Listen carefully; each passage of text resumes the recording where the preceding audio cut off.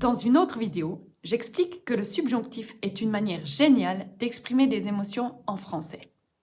Dans cette vidéo, vous allez découvrir plus en détail comment utiliser le subjonctif. C'est parti!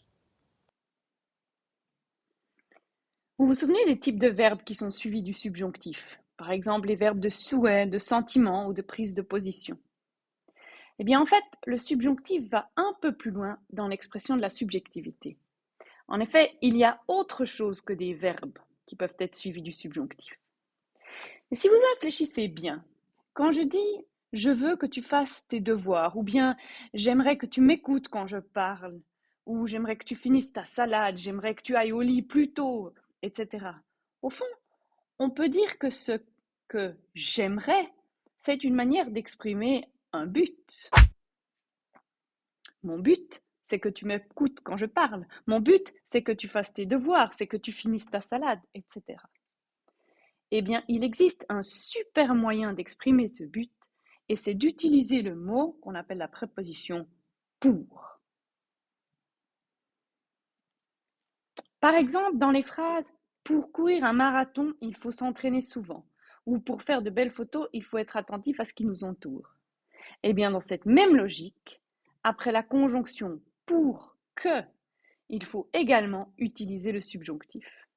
Par exemple, pour que tu puisses courir un marathon, il faut t'entraîner souvent. Ou bien, pour que tu fasses de belles photos, il faut être attentif à ce qui t'entoure.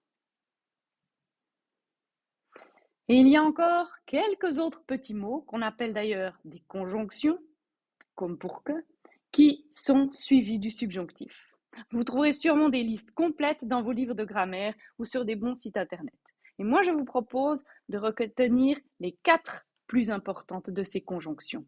Pour que, jusqu'à ce que, bien que et avant que.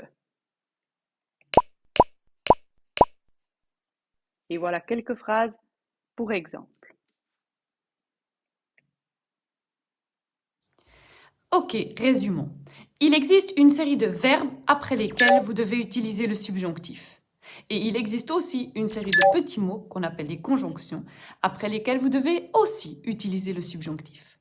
Comme je l'ai déjà dit plusieurs fois, ces listes de verbes et de conjonctions ne sont pas complètes, mais j'espère qu'elles vous aideront à utiliser le subjonctif de manière naturelle et spontanée. Et je suis contente que vous ayez suivi ces vidéos jusqu'à la fin. Merci!